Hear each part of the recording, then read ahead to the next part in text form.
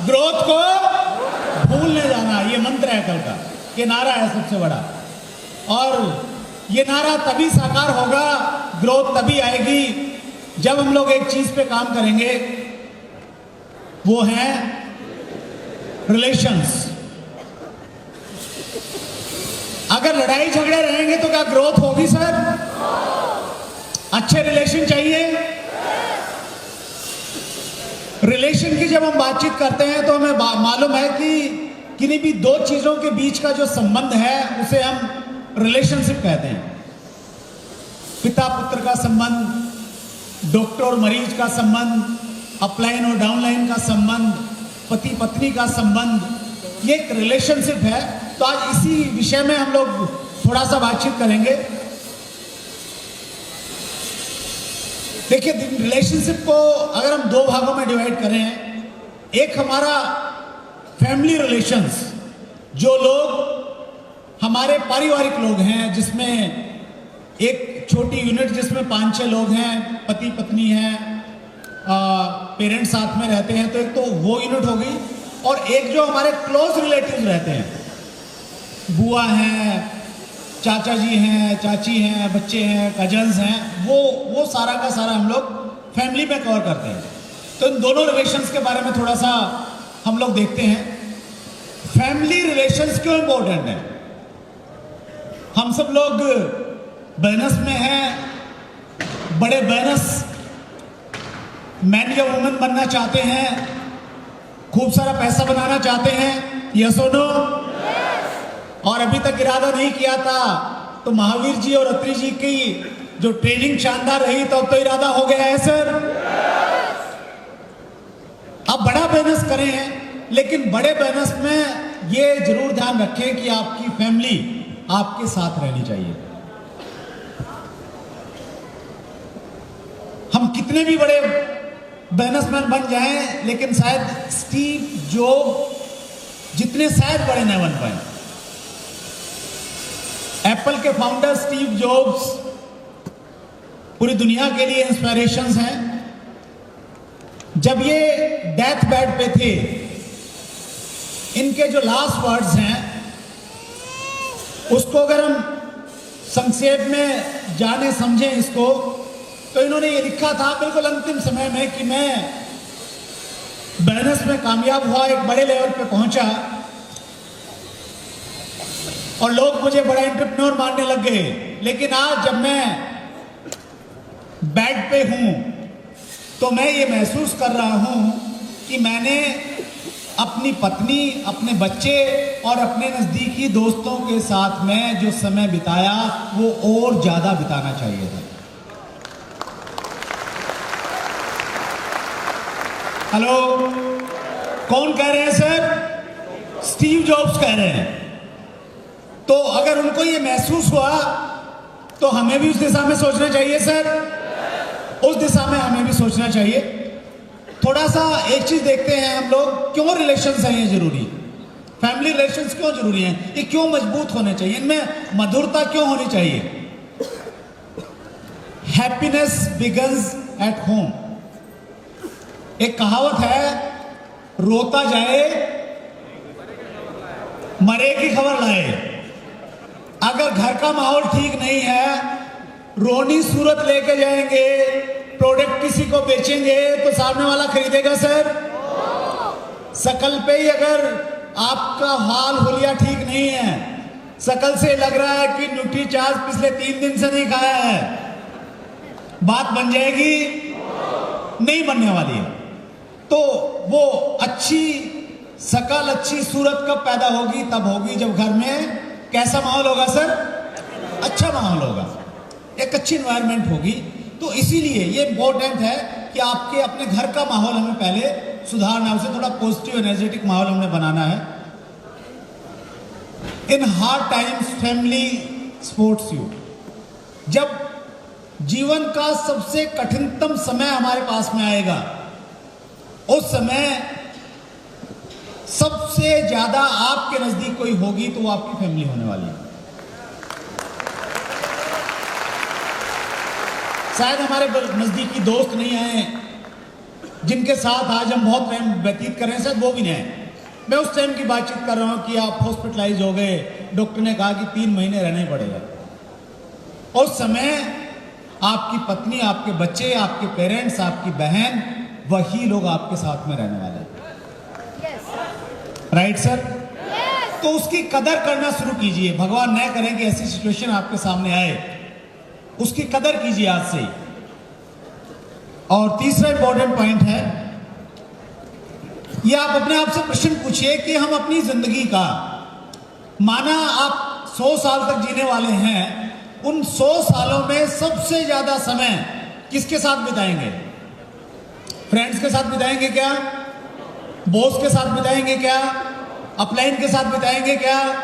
सबसे ज्यादा टाइम आपका, अगर वर्किंग आवर्स आपके 10 घंटे भी हैं, तो 14 घंटे कहां पे देने वाले हैं आप? घर पे देने वाले हैं, फैमिली पे देने वाले हैं। तो आपका मैक्सिमम टाइम आपके घर पे जाने वाला है, और वहीं पे माहौल सबसे अच्छा करने की जरूरत है। सबसे पहले आपके अपलाइन से रिलेशन बहुत अच्छे हैं, बड़ी अच्छी बात है। डाउनलाइन आपको बहुत अच्छा मानती है, बहुत अच्छी बात है। लेकिन अगर पत्नी आप हैं तो आरसीएम बैनर्स के सफायर और डायमंड, और पत्नी आपको रॉयल्टी चीवर नहीं मानते हैं, तो फिर कोई फायदा नहीं है सर। तो वहां पहले डायमंड बनना जरूरी है सर। अब बात करते हैं कि ये बना कैसे जाए, लेकिन उससे जरूरी ये है कि आपकी चाहत होनी चाहिए वैसा बनने की। कितने लोगों की चाहत है? पक्का? एक बार तालियां बजा के दिखाएंगे कि आप वास्तव में चाहते हैं कि आपके ये फैमिली वाला जो पार्ट है ये बहुत मजबूत हो जाए।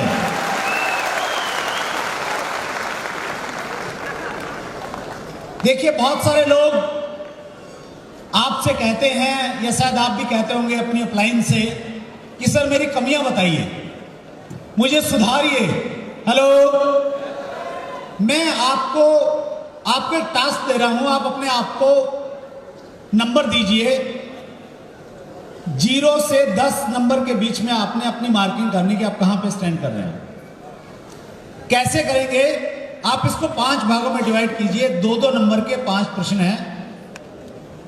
2 नंबर हैं आपके स्पाउस के साथ जो संबंध हैं उसके हैं। 2 नंबर हैं आपके पेरेंट्स के साथ आपके जो रिलेशन है उसके हैं। आपके बच्चों के साथ में जो संबंध हैं, 2 नंबर उसके हैं सर। 2 नंबर हैं आपकी जो ग्रांड फैमिली है, जिसमें आपकी बहन है, उसकी शादी होगी तो वो आ गई, आपके जीजा जी आ गए, आपकी बुआ जी आ गई, मामा जी आ गए, नाना जी नानी जी आ गए, वो ग्रांड फैमिली है। 2 नंबर उसके हैं सर। और 2 नंबर हैं आपके नजदीकी दोस्त, बिजनेस से अदर जो दोस्त हैं। आज आप बड़े लीडर बन गए, लेकिन स्कूल में किन्हीं के साथ आपकी बड़ी दोस्ती थी। चाणक्य ने एक जगह लिखा है कि अगर आप किसी से दोस्ती करने जा रहे हैं, अगर आप किसी से दोस्ती करने जा रहे हैं और उस व्यक्ति ने अपनी जिंदगी में उसके 3 अच्छे दोस्त आज अगर उसके साथ नहीं है, तो ऐसे व्यक्ति से कभी दोस्ती नहीं करनी चाहिए। हेलो, और मतलब वो उस समय फ्रेंड की बात थी, शायद कंपनियां नहीं होती थी। आज के संदर्भ में आप ऐसा कह सकते हैं कि जो व्यक्ति 3-4 कंपनियों में डोल गया, तो वो शायद बहुत ज्यादा आप उस पर विश्वास नहीं कर पाएंगे।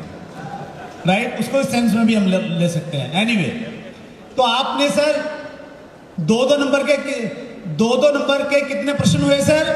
5 हुए। अब आपने अपने आप को ये देखना है ईमानदारी के साथ में कि आपके और आपके स्पाउस के, आपके जो पति हैं या पत्नी हैं, उसके साथ आपके संबंध कितने हैं। वो आपके बारे में, उनका केयरिंग एटीट्यूड, या आप क्या सोचते हैं उनके बारे में, कहां आप देखते हैं, आपने जज करना है। पेरेंट्स, इसमें ध्यान ये रहे कि जैसे होता है ना कि जो इंपॉर्टेंट सब्जेक्ट होते हैं हमारे, जैसे हम लोग पढ़ते थे 10th तक, तो ये था कि भाई इंग्लिश हिंदी में तो पास होना जरूरी है ही है, कंपलसरी सब्जेक्ट होते थे। तो ये 5 कंपलसरी सब्जेक्ट हैं। इसमें अगर किसी एक में आपका 0 नंबर आया तो फिर आप फेल हैं। आप ये नहीं कह सकते कि मैं पति पत्नी के साथ तो बहुत बढ़िया हैं, लेकिन माँ बाप तो मेरे निकम्मे हैं, गांव में हैं, मेरे को कुछ नहीं दिया इसलिए मेरे संबंध अच्छे नहीं हैं। हेलो, फिर आप फेल हैं सर। आप ये भी नहीं कह सकते कि माँ बाप तो ठीक हैं, लेकिन बहन की शादी हो गई, कोई ज्यादा रिश्ता नहीं है, आना जाना नहीं है, तो फिर भी आपके बहुत अच्छी परफॉर्मेंस नहीं है। Right sir? अपने आप को जज कीजिए, बहुत कुछ आपको एनालिसिस करने का मौका मिलेगा सर। देखिए, आरसीएम माइनस में हम लोग कहते हैं कि आपकी ओवरऑल पर्सनैलिटी ग्रो करती है।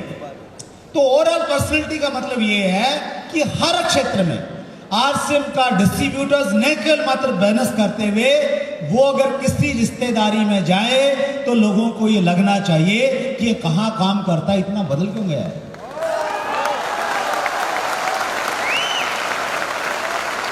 आप अगर भैया दूज पे बहन के यहां जा रहे हैं तो बहन को लगना चाहिए कि भाई में तो बदलाव आ गया, क्या हो गया इसको।